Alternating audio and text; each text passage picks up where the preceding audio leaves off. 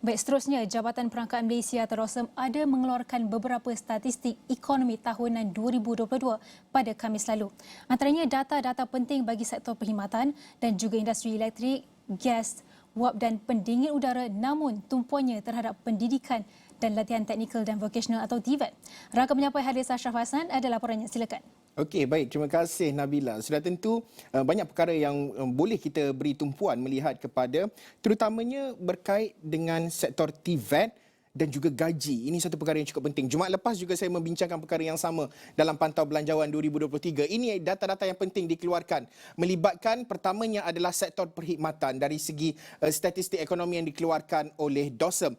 Okey, apa yang saya nak bawakan di sini adalah pertamanya dari segi nilai output kasar. Nilai output ini adalah dari segi berapa banyak yang telah pun nilainya secara keseluruhan yang dihasilkan menerusi sektor perkhidmatan ini.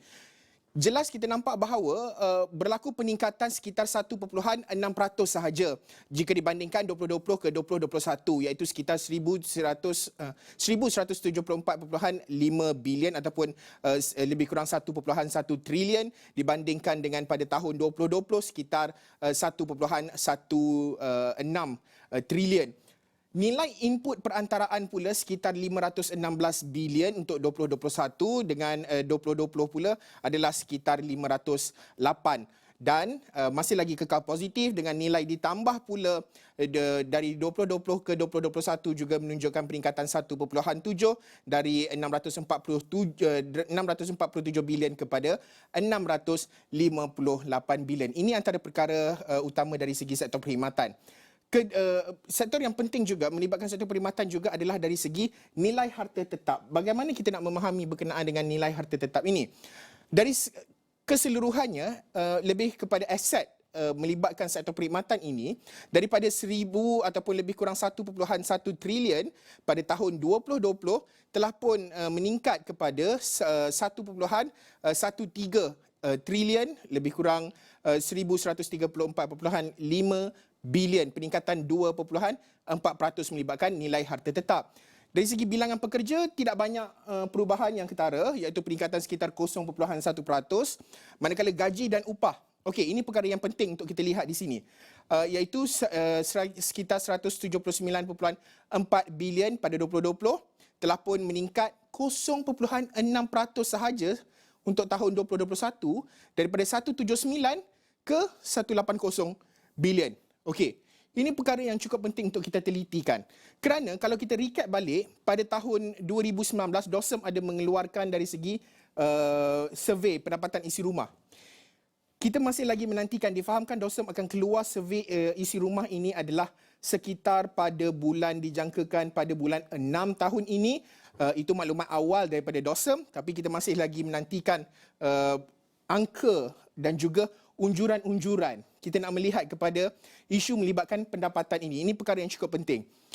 Di Kuala Lumpur, kalau kita lihat secara keseluruhan, pendapatan menengahnya adalah sekitar 10,549. Ini 2019. Untuk makluman semua, ini adalah cerapan pada 2019, dapatan yang dikeluarkan oleh DOSM. Okey. Pendapatan menengah di Kuala Lumpur 10,549. Jika kita bandingkan Malaysia di warna hijau di sini, okey, ianya pendapatan menengahnya adalah 5,873. Daripada angka ini, 5,873, anda dapat lihat negeri-negeri di bawah ini, Terengganu, Negeri Sembilan, Perlis, Sarawak, Pahang, Kedah, Perak, Sabah, Kelantan. Ini semua negeri yang merekodkan pendapatan menengah di bawah daripada purata Malaysia. Ini perkara yang cukup getir dan juga dari segi melibatkan pendapatan rentan. Jika anda dapat lihat, warna merah ini jelas menunjukkan bahawa ianya terletak di bawah daripada paras yang ditetapkan ataupun paras purata di peringkat nasional.